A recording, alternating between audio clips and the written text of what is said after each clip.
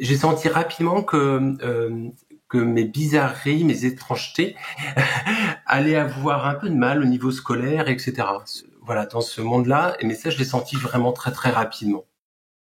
La petite voix, la petite voix, la petite voix, la petite voix. Bonjour, je suis Herveline et j'ai le plaisir de vous présenter La Petite Voix, le podcast qui donne la parole à ceux et celles qui nous font du bien.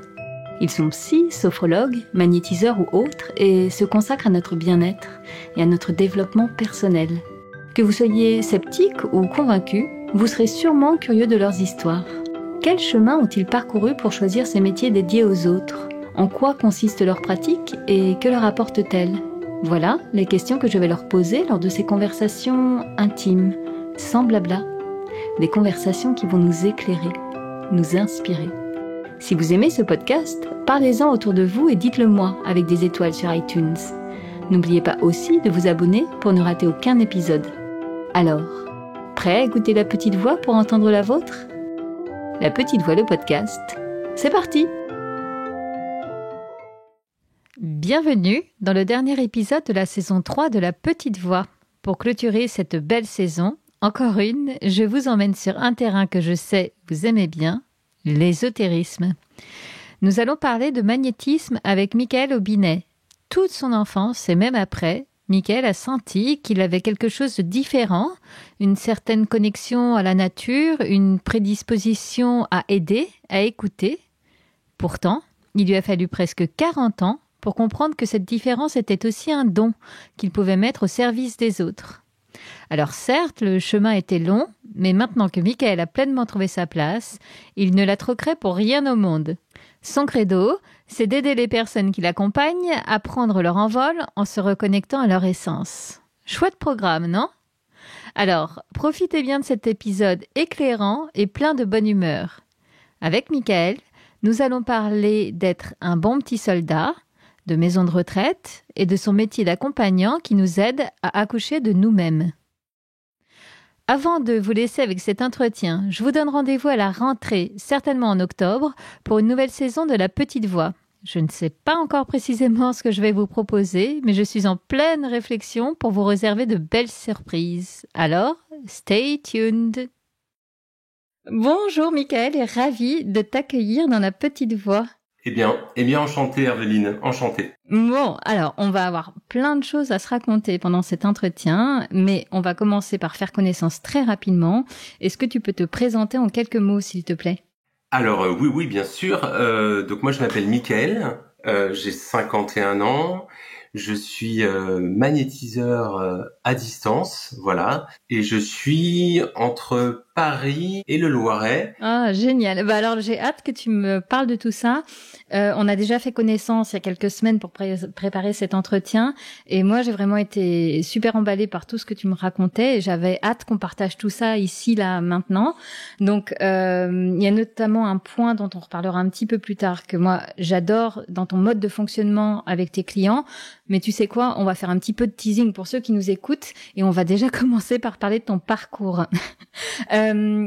Ça m'intéresse d'autant plus de parler de ton parcours que lorsqu'on s'est parlé, justement, tu m'as tout de suite dit assez vite que quand tu étais gamin, tu m'as dit « j'étais un gamin perdu ». Alors pourquoi est-ce que tu étais un gamin perdu ? Oui, alors, c'est-à-dire depuis que je suis né, depuis tout petit, je me suis senti extrêmement, pas forcément différent, mais bizarre. Voilà, extrêmement bizarre. Très à l'aise avec les vers de terre, avec les animaux, avec les insectes, et je dirais bien tout le temps, en m'adaptant, et puis une impression que je ressentais les gens, déjà petits, et une impression que rien n'était vraiment fait pour moi. C'est-à-dire que, oui, quelque chose comme ça, que mes bizarreries étaient... J'ai senti rapidement que mes bizarreries, mes étrangetés allaient avoir un peu de mal au niveau scolaire, etc. Ce genre de... voilà, dans ce monde-là. Mais ça, je l'ai senti vraiment très, très rapidement. Voilà. Et j'ai la chance de venir d'une famille avec mes parents, mon frère et ma sœur, très soudée, aimante. Donc, c'est très aidant. Mais je me suis senti extrêmement bizarre, comme si j'étais plus à l'aise avec certains éléments, c'est-à-dire avec la terre, avec la pluie. J'étais vraiment très très intéressé par tout le monde des insectes. Et donc, à la fois, j'étais extrêmement à l'aise et bien dans ma vie et dans mon enfance, mais je me sentais bizarre. Et est-ce que tu te rappelles, si tu pouvais l'exprimer, tu dis que tu étais dans une famille aimante et tu étais bien entourée? Alors non, parce que non du tout, parce que je suis d'une famille. En fait, mon frère et ma sœur sont des personnes qui sont plus dans un moule scolaire que moi, qui sont peut-être moins bizarres au départ, hein, parce que parce que qui sait, et puis surtout comment évoquer quelque chose qui est de l'ordre d'un ressenti où rien que le fait d'en parler, ça rajoute à la bizarrerie. Donc tu avais senti que cette bizarrerie-là, quand t'en parles, j'ai l'impression que t'étais dans ton monde, mais t'avais mis tout ça un peu sous cloche dans ta relation aux autres. C'était ton petit truc à toi, ta bizarrerie à toi, dans ton monde intérieur avec ta nature. C'est exactement ça. C'est-à-dire, comme j'ai un relationnel joyeux, j'ai jamais eu de problèmes globalement familiaux, du moins je me suis jamais senti rejeté ni par mon père ni par ma mère. Vraiment jolie vie de famille ou mes camarades de classe. Donc je dirais que tout allait bien, mais en mon fort intérieur, c'était je me sens bizarre, et au fil du temps, ça a été quand même ça, mais est-ce que je vais en faire quelque chose? Est-ce que je vais aller au bout de cette bizarrerie? Parce que justement, tu me l'as dit, finalement, t'es quand même rentré dans le rang pendant un long moment. Est-ce que tu peux me rappeler ce que t'as fait comme étude? J'ai un DUT, et ensuite j'ai des spécialisations. Donc par exemple, j'ai une spécialisation en packaging. Et j'ai une spécialisation en tant que cadre de la grande distribution. Donc c'est complètement délirant a posteriori. Voilà. Mais en ayant tout le temps conscience d'être perdu, hein. C'est-à-dire que je n'ai pas fait que ce soit mon baccalauréat, que ce soit mon DUT, que ce soit mes spécialisations. Je n'ai jamais eu comment dire, la conviction que ce que je faisais m'allait. Jamais. Mais alors, pourquoi tu l'as fait? Ben à chaque fois, c'est ce qui me semblait le moins mauvais. L'objectif, c'est quand même aussi de pouvoir vivre sur cette terre et économiquement. Donc, et d'un certain côté, je voyais tellement pas ce que j'allais pouvoir faire de certaines choses que je ressens depuis tout petit. Mais bon, il fallait quand même se mettre dans une logique de vie et d'espoir. On l'a pas précisé, mais donc toi, en fait, quand tu t'es lancé, t'as d'abord été dans le monde de la formation. T'es devenu formateur. C'est ça. Donc j'ai réalisé une formation justement en packaging. Suite à ça, je suis allé en Suisse pour une mission En fait, j'étais dans le secteur du fromage, exactement, du marketing et du fromage.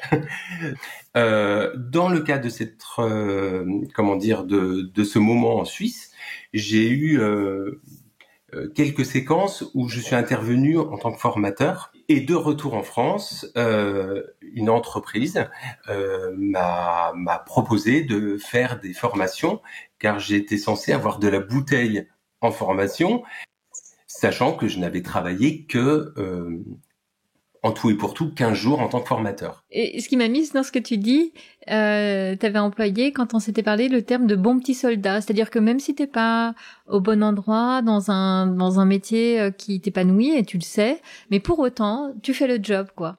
Oui, ce qui est assez rigolo, c'est que j'ai conscience de ça depuis très très très longtemps. C'est-à-dire rentrer dans le jeu de l'attendu. dans tous les métiers que j'ai réalisés, je pense avoir atteint le niveau moyen, le niveau qui permet de pas être embêté, hein, en réalité, euh, parce que on est sur de l'attendu. Et du coup, tes aventures dans le monde de la formation, ça t'a emmené aussi jusqu'à l'île de la Réunion où t'as travaillé là-bas, t'as même eu ton entreprise de formation, t'es devenu là, t'as quand même pris du galon, du coup. Alors, ce qui s'est passé, c'est qu'il y a une petite histoire sentimentale. Ah, vas-y, j'adore. On y va. Je suis tombé amoureux d'un Réunionnais. On a une jolie histoire. Et donc, je suis parti en vacances, tout seul, Sans lui? sans lui, parce que nous avions rompu, donc c'était après. Donc, j'ai dû passer 15 jours tout seul, je crois. Il s'est passé quelque chose d'étrange, du moins dans ma vie. J'ai senti, quand je suis arrivé dans l'aéroport, que j'allais vivre là et que je me sentais chez moi. Incroyable. Ah ouais. Et t'es resté combien de temps alors à La Réunion? Je suis donc rentré après ces vacances et ces découvertes où j'ai rencontré plein de gens. Et là, j'ai décidé de monter un projet pour, dans le cadre de la formation, où j'ai créé dans un premier temps mon emploi, en fait, hein, ni plus ni moins. Et donc, c'était une évidence. Ah. Et quel bonheur tout ce moment. C'était un vrai moment de découverte de la Réunion, de lancer une activité, voilà. Ce qui s'est passé, c'est que de bouche à oreille, donc j'ai commencé à avoir des clients. Donc moi, c'était de la formation en entreprise. Ouais. Et puis ça m'a fait évoluer vers du coaching. Et c'est là où ça a été drôle parce que c'est lors de ces moments de formation que ça a commencé à évoluer vers du coaching. Parce que pour raison simple, c'est que beaucoup d'intuition. Donc à un moment donné, On y revient. et elles ont commencé à vraiment se développer dans un cadre très pratique et fonctionnel lors de ces séances de formation qui en fait n'étaient que du coaching. Voilà. Je suis resté une dizaine d'années à La Réunion. Ce qui s'est passé, c'est que donc sentimentalement, j'étais célibataire. Professionnellement, j'avais un peu atteint les limites, j'irais mes limites. Je voulais gagner en expertise que je n'avais pas. Et donc, c'était le moment de dire, je sors de ce cocon, car c'est un cocon, hein, c'est une île, La Réunion, au moment où tout va bien, car je ressentais que de toute manière, dans quelques années, ça n'irait plus. A priori, j'ai un travail que j'ai trouvé en métropole, sur un travail qui semble totalement idéal pour un retour, un poste un peu inespéré. En gros, ça c'était l'organisation. Et puis, quand je suis revenu, ça s'est pas du tout passé comme ça. Ah. Alors, ma maison que j'avais mis en vente, en fait, les gens n'ont pas eu le crédit. L'URSSAF est revenu vers moi en me disant qu'il y avait eu un problème de logiciel, je sais pas trop quoi. Bon, en gros, je devais 15 000 euros. Ouf. Et surtout, le poste que j'avais trouvé en tant que c'était chargé de mission dans le secteur social, ouais, est tombé à l'eau. Donc, je me retrouve en face de moi-même en me disant le passé, c'est le passé, très bien. Et qu'est-ce que je vais faire en ayant des interlocuteurs, on va dire, de Pôle emploi, qui, à l'époque, étaient complètement aussi désarçonnés parce que je rentrais dans absolument aucun des critères. Et donc, ça a été un peu difficile. Donc, j'étais entre chez des amis sur Paris et chez mes parents. Et donc, tu subis. Alors, ce que je dis, c'est maintenant. Hein, c'était très intéressant parce que ça permet de se dire, à un moment donné, moi, c'est pas un pépin, c'est des pépins que j'ai eu à ce moment-là. Des fois, c'est un gros truc, un problème de santé. Bon, moi, j'ai eu des choses qui à un moment, peut-être, m'ont fait rabattre mon caquet d'une certaine manière, parce que moi, j'étais dans une simplicité. J'ai toujours été les choses toujours emboîtées. Et là, non, ça ne s'emboîtait plus. Et donc c'est un moment, je pense, vraiment important de ma vie. Et comment alors t'as réussi à te sortir de ça, de cette situation-là où vraiment tu savais plus par quel bout t'y prendre? Par le biais, en fait, d'un ami, Ouais. j'ai rencontré une personne qui m'a fait confiance, sachant que je n'avais pas du tout les prérequis du métier, pour devenir chargé de mission dans un groupe de maisons de retraite. Ok. Donc j'étais au début, donc c'était un poste à temps plein en CDI. J'étais censé passer 4 jours dans un établissement, euh, 4 mois, 6 mois, mais changer et faire un peu le tour de France. Et donc cette opportunité, elle était juste bien, je dirais même parfaite. Sauf que je ne connais pas le secteur des maisons de retraite du tout. Donc j'arrive pour quelques mois pour accompagner un directeur pour mettre en place une démarche qualité dans le cadre de sa maison de retraite. Et puis, il se passe quelque chose qui fait que le directeur est licencié, euh, il est mis à pied conservatoire et ensuite licencié. Donc, je me retrouve directeur faisant l'intérim et ça a été une expérience à vivre une fois, pas deux. C'est-à-dire que moi, j'étais pas dans mon lieu de résidence, dans mon lieu de vie, c'est-à-dire ni à Paris ni en Bretagne, pas d'amis, pas de vie sentimentale, pas de vie associative, et donc faut travailler, mais tu sens euh, que la joie va être plus difficile en fait. Ah, mais du coup, tu restes combien de temps dans cette maison de retraite? 4 ans. Quand même. Et par contre, par rapport à ton tempérament, est-ce que justement, en maison de retraite, tu as pu travailler là-dessus? Et notamment sur tes ressentis, parce que c'est quand même un contexte particulier, là. T'es avec des personnes malades, certaines en fin de vie.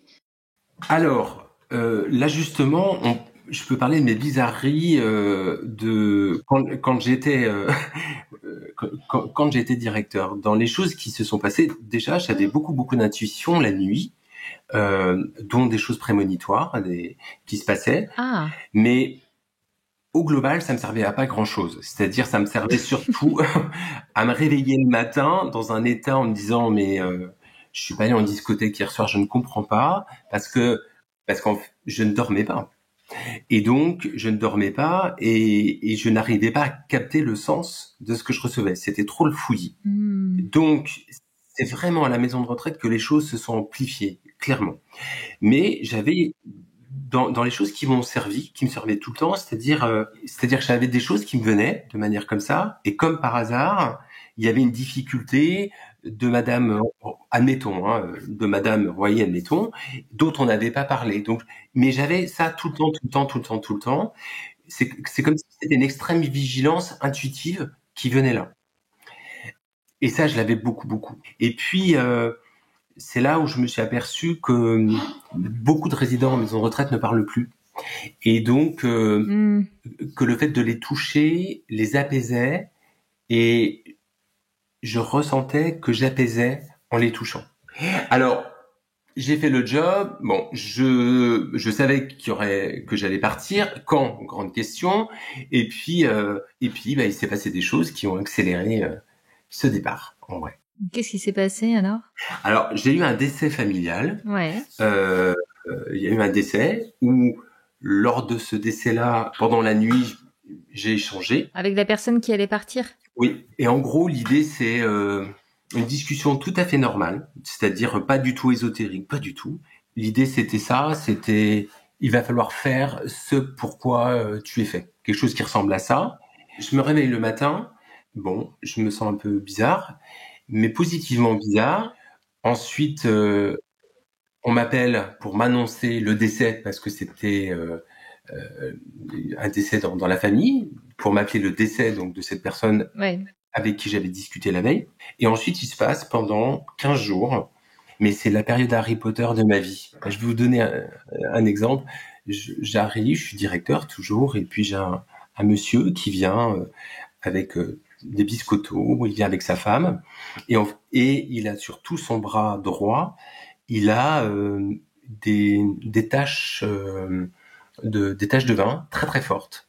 Je lui serre la main et là je lui touche les taches de vin. Et puis le lendemain il m'appelle, il me dit j'ai plus rien, etc. Non. Voilà.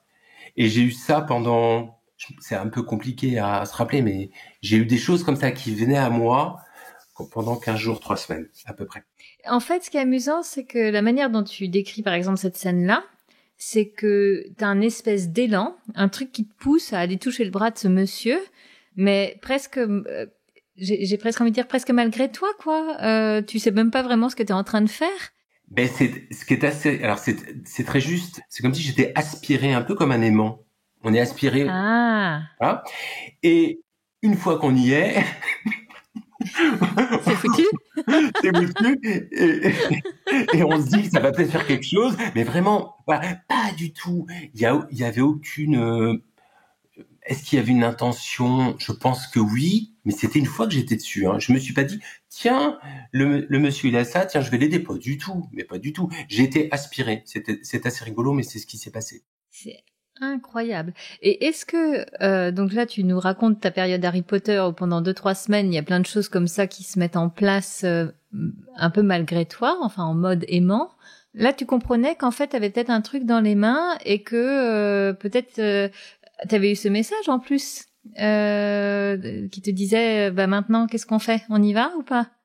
Alors, à partir du décès et de ce message, là, j'ai su que j'avais pas le choix et que j'allais y aller. Alors, ce qui s'est passé, c'est que lorsque je suis parti de la maison de retraite, Ouais. je rencontre mon conjoint, Marie d'ailleurs, de surcroît. Et ce qui est assez rigolo, c'est que mon activité à temps plein de magnétiseur, notre rencontre coïncide totalement. Le bouche à oreille, à partir de ce moment-là, se fait extrêmement vite. C'est-à-dire que je travaille de suite, pleinement. En fait, tu t'es peu posé de questions, tellement porté par cet élan qui était très fort. Et donc, en fait, tout s'est mis en place tellement simplement que t'avais qu'à suivre ce mouvement-là qui se déroulait comme un tapis rouge devant toi. C'est exactement ça. C'est exactement, mais c'est comme si, à un moment, les gens, par exemple, qui sont en recherche d'identité, on va prendre le plus simple, qui sont en questionnement d'identité sexuelle, c'est le plus simple. Eh bien, à un moment donné, les choses, elles s'imposent à toi. Et t'y vas, et où ça te mène, c'est pas le sujet, mais t'y vas. Et j'ai vécu ça comme ça. J'ai vécu ça comme ça. Parce que donc là, maintenant, ça fait quoi? Une dizaine d'années que t'es installé? Oui, c'est ça. On va revenir maintenant sur vraiment ton activité aujourd'hui de magnétiseur. Alors déjà, est-ce que tu peux nous décrire ce que c'est que le magnétisme et en quoi consiste ton métier? Alors, je suis donc magnétiseur à distance. Donc, je n'ai pas de grosses connaissances explicatives de ce métier de magnétiseur, c'est-à-dire, je peux pas expliquer techniquement. Peut-être qu'il y a une réponse qui est absolument technique. Ce que je sais, c'est que je travaille sur des photos et j'envoie des intentions pour faire bouger certaines choses. Je travaille pour l'essentiel sur de l'émotionnel, aussi sur des organes, sur des choses, mais 95% de mon travail, c'est de l'émotionnel. Et donc, j'envoie des requêtes. Ce que je sais, donc des requêtes qui vont être prendre de la distance, qui vont être des requêtes, j'envoie. Donc, le travail que je le fais tous les jours sur photo. Et c'est le fait de travailler sur photo qui fait, de manière journalière, qui fait que ça s'inscrit dans le temps et que ça s'ancre. Le gros de mon travail, c'est fait pour changer les choses, les difficultés, ce que vivent les gens sur des fonctionnements, sur des mécanismes ou des traumatismes qu'ils subissent. Et donc là, c'est un travail pour changer la structure même de la personne. Donc comment ça se passe? Je prends mes photos tous les jours, week-end inclus, je fais mon travail, très souvent j'envoie des textos, et les gens m'envoient des textos pour me dire ce qu'ils ressentent. Et puis on se parle de temps en temps, parce que ça permet de remettre les choses en perspective, tout simplement. En fait, c'est ça que j'évoquais rapidement en introduction et que je trouve formidable. Moi, je dis, on devrait tous avoir un Michael dans sa vie, d'avoir comme ça quelqu'un comme toi qui, en fait, c'est quotidiennement où tu vas échanger un petit message avec chaque client pour dire t'en es où aujourd'hui, c'est quoi la problématique, sur quoi on travaille, et après tu travailles sur photo. C'est génial, quoi. C'est hyper intéressant comme approche. Ce qui se passe, c'est qu'à un moment, en tout cas sur des moments extrêmement difficiles ou quand on est sur des choses où moi je peux aider, parce que ce qui est important, c'est deux choses dans le travail. C'est ce que j'envoie, ouais. Comment la personne le reçoit, et ensuite on échange là-dessus. Moi, je dis toujours ce que je fais, voilà l'attendu, et la personne me dit comment les choses sont perçues, tout simplement. Là, je vais donner un exemple qui date de ce matin. C'est une dame. Alors moi, il faut savoir que je sympathise avec mes clients. C'est-à-dire que moi, c'est l'inverse de je mets une distance totale thérapeutique. C'est-à-dire, moi, je prends pour l'essentiel beaucoup de plaisir dans les échanges avec les gens. Et je l'ai en début de semaine, et en début de semaine, elle me dit, donc c'est une dame qui a une vie plutôt correcte, sauf que, en ayant 45 ans, elle est toujours engluée avec sa mère et sa grand-mère. Moi, je lui dis, je vais travailler pour mettre de la distance, parce qu'en fait, elle est submergée. C'est pour ça qu'elle vient me voir, elle me dit, je suis submergée. Donc, je lui dis, voilà ce que je vais faire. Donc, je lui dis, je vais travailler pour mettre de la distance. Ça, c'était... j'ai commencé mardi soir. Et là, ce matin, elle m'envoie un texto, elle me dit, hier, donc mercredi, j'ai commencé à mettre sur papier toutes les choses, et peut-être que ça pourrait me servir pour écrire un livre. Moi, quand je travaille, je fais mon job et je sais jamais comment l'autre va répondre. C'est ce que j'aime, moi, dans mon travail, c'est que je suis toujours en découverte de ce qui se passe chez la vie des gens. Et oui, ok, je comprends. En fait, toi, tu mets les personnes que tu accompagnes sur certains rails, justement, en travaillant sur eux et sur leurs photos. Oui. Mais après, la manière dont ça va prendre forme, ça n'appartient plus qu'à eux. Oui, c'est ça. Et alors, moi, je fais que ce que je peux. Moi, je suis là pour aider, pour être au service d'eux. L'intérêt du magnétisme, en tout cas comment ça se passe avec mes clients, c'est que quand ça fonctionne, et en général ça fonctionne, les résultats sont rapides. Donc ça se passe comment? On fait un état des lieux. Alors là, j'entends des petites voix, comme qui dirait, les gens me disent, voilà, j'ai telle chose, je suis en obsession de ça, bon, etc. Et là, je vais essayer de mettre en priorité les choses qui doivent bouger. Donc des fois, ça peut être la connexion à soi-même, je suis soumise à ça, peu importe. Donc tu as tout ce travail-là, toi, de lecture entre les lignes, avec notamment ton intuition, qui va t'aider à définir bien la problématique, en fait. Oui, sans intuition, ce serait compliqué. C'est-à-dire, ce serait compliqué. Ce qui se passe, c'est que beaucoup de psychologues amènent à l'état de conscience des choses. Donc moi, j'ai beaucoup de gens qui ont une très grosse connaissance psy d'eux-mêmes de par leur travail. Bon, et donc là, c'est plus simple. Mais moi, j'ai au moins la moitié des gens, peut-être même plus, qui n'ont jamais vu un psy de leur vie. Et donc, je passe un petit peu plus de temps, et puis je demande à mes guides de travailler un peu plus pour essayer d'être pas mauvais, quoi, parce qu'il faut pas se planter sur la première sur ce sur quoi on travaille. Dans ton monde de fonctionnement, c'est vraiment intéressant là, dans cet accompagnement quotidien, c'est ce que t'expliques. Quand il y a des situations lourdes émotionnellement, énergétiquement, ça va être difficile au cours d'une seule séance de faire quelque chose. C'est plutôt ce travail quotidien qui va permettre au fur et à mesure de nettoyer, de libérer la personne. Donc je vais prendre un exemple que j'ai assez souvent. Une femme, par exemple, ou un homme. La dernière personne, c'était un homme qui s'est fait violer. Donc rien que de reparler du sujet, il est pas bien, il pleure. Bon, très bien. J'ai travaillé dessus 2-3 jours. Il me dit, c'est marrant, je me sens quand même libéré de quelque chose. Ok. Il n'empêche qu'il a pas de vie sentimentale, il a pas de vie sexuelle, il a rien. Et Et c'est le fonctionnement qui est plus dur à changer. Et donc, ça demande du temps parce que l'empreinte, elle est lourde. En tout cas, on voit que tu as su faire de très belles choses de ta bizarrerie d'enfant. Oui, c'est rêvé. C'est rêvé. C'est rêvé. Oui, vraiment. C'est vrai. Et dans les choses très jolies, c'est que quand j'étais enfant, il y avait 2 métiers que je voulais faire. Donc il y avait chocolatier. Moi, j'adore tout ce qui est artisanal. Et en fait, je disais gynécologue, mais petit, hein, j'étais tout petit. Alors c'est rigolo quand même. Et je Oui. disais, mais est-ce que je voudrais aller à l'intérieur, mais sans toucher? Et, et a posteriori, ce que je fais, c'est ça.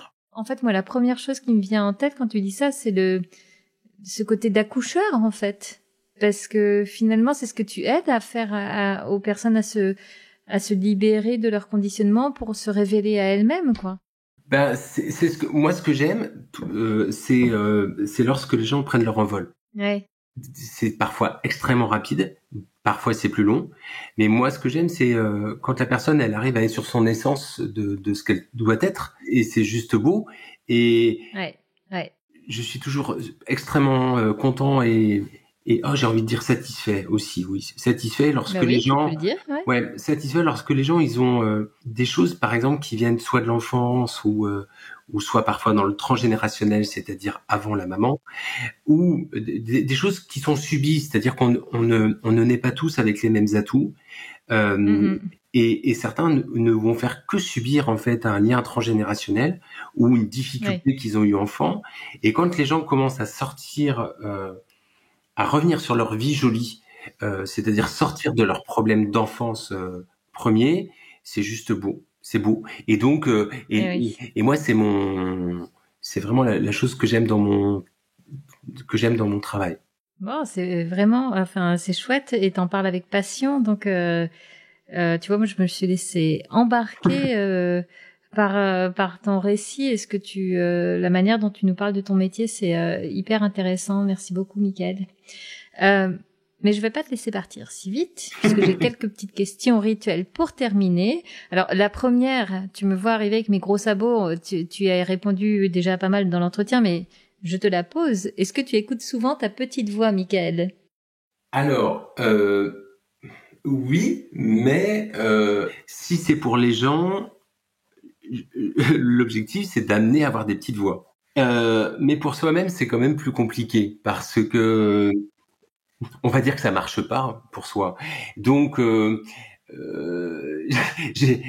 sais que par exemple, j'ai plein de choses au réveil. Ouais. Donc les choses au réveil, je les note. Alors, mais des fois, c'est des choses qui peuvent être, je dis n'importe quoi. Hein. Des fois, ça peut être côte de bœuf, quoi. C'est-à-dire que des fois, je sens que mon corps en a besoin, par exemple, ce genre de choses. Mais au global, les intuitions, elles fonctionnent pas trop à titre personnel. Et dans les gens qui sont proches de moi, souvent ça marche moyen. Donc oui, mais c'est plus pour les autres que pour moi. D'accord. Ah, c'est intéressant. Est-ce qu'il y a un livre que tu aurais envie de nous recommander et qui t'a aidé dans ton chemin personnel? Alors je dirais comme ça, j'ai lu différents livres de Sœur Emmanuel. Ah, Alors moi je suis porté par la foi, c'est-à-dire en gros je suis sur l'espérance dans ce que je ouais. fais, et donc je suis catholique.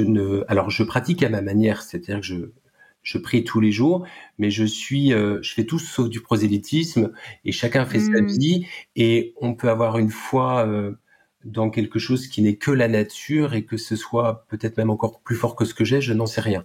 Mais en tout cas, moi j'ai un truc qui est plus fort que moi, qui m'habite depuis tout le temps. Ça, c'est sûr. Et, et j'ai la chance et la malchance d'avoir connu d'aller à la messe toutes les semaines dans Ouais. vraiment d'un ennui, aucun sens intéressant. Et donc là, tu te dis, il y a un problème, quoi. Ça doit pas être comme Ouais. ça. Ouais. Et moi, je me sens proche des écrits et donc et de la personnalité de Sœur Emmanuel, D'accord. qui est du caractère, qui est extrêmement drôle, Mais s'il faut secouer les gens, on les secoue. Et je fais ce que je mieux, c'est-à-dire moi je me sens humain avant tout, je suis comme tout le monde. Mais Sœur Emmanuelle, c'est toujours éclairant quand tu lis un bouquin de quelqu'un qui devient, on va dire, presque un modèle. Donc c'est pas si bien écrit que ça, c'est pas mal écrit, le livre en lui-même, mais c'est surtout que c'est génial de voir quelqu'un où tu te dis mais c'est possible quoi. Les messages qu'elle porte, ouais. Qu'elle porte encore. Ok, bon, très bon conseil. Et est-ce que tu as un rituel bien-être quotidien que tu peux nous donner et qui pourrait nous inspirer? Alors, moi, dans les choses obligatoires, le matin, c'est le café, ça va être des câlins aux chiens. On a la chance d'avoir 3 chiens. Donc ça, c'est top. Et dans les trucs rigolos, ça peut t'amuser, c'est que tous les soirs, je lis des bandes dessinées avant de m'endormir, c'est-à-dire... Donc je fais en gros une prière tous les 2 jours, à peu près, dans les rituels, mais une prière païenne. Oui. Ouais. Où c'est aidez-moi à comprendre, c'est aidez-moi à bien vivre, aidez-moi à aider, à supporter, ce genre. Mais c'est toujours, je commence par aidez-moi la plupart du temps. Et puis là, c'est Picsou aussi, voilà. Donc je me lis 2-3 histoires de Picsou. Bon, j'ai plus de 50 ans, il faut le dire. Et donc c'est la même. Et pourquoi pas? Mais pourquoi pas? Et je trouve que ça prépare bien la nuit. Ah oui, ça te met de bonne humeur pour la nuit. En gros, pas mal. Ouais, en gros. Bon, alors ton rituel bien-être, c'est Picsou. Écoute, à noter, merci. Et ma dernière question, Mickaël, j'aimerais savoir, Mickaël, si tu es heureux. Alors, grande question.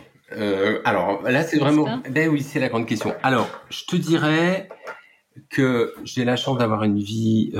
déjà, je suis extrêmement bien entouré, on va dire, par mon mari, par mes amis, par les chiens, par les gens dont je m'occupe, ma famille.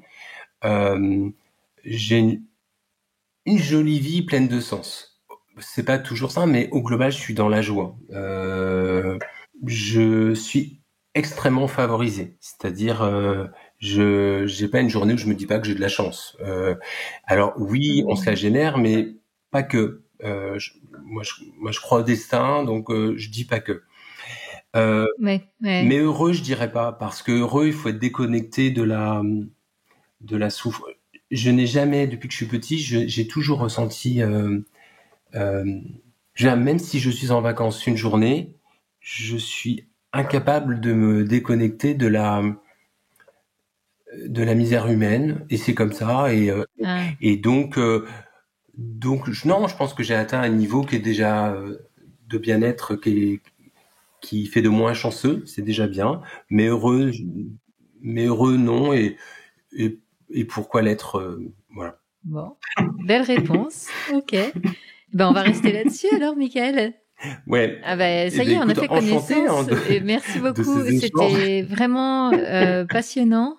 Et je suis sûre que ta petite voix va porter et résonner pas mal avec cet épisode. Donc merci beaucoup, Mickaël. Je te remercie aussi beaucoup. La Petite Voix, le podcast, c'est fini pour aujourd'hui. Rendez-vous mardi dans 2 semaines pour le prochain épisode. Si celui-ci vous a plu, alors dites-le moi avec des étoiles sur iTunes. Parlez-en aussi autour de vous. Et pour ne rater aucun épisode, pensez à vous abonner sur votre appli de podcast ou sur les réseaux sociaux. Vous me trouverez en cherchant La Petite Voix, le podcast sur Facebook, Instagram, Twitter et YouTube. D'ailleurs, c'est sur ces pages que je vous raconte les coulisses de ma rencontre du jour et que vous trouverez toutes les références de l'épisode. Une dernière chose qui me tient vraiment à cœur, je serais ravie d'échanger avec vous sur vos impressions, de recevoir vos questions et vos suggestions sur les invités que vous aimeriez entendre. Alors surtout, n'hésitez pas à m'écrire. Merci beaucoup et à bientôt sur La Petite Voix.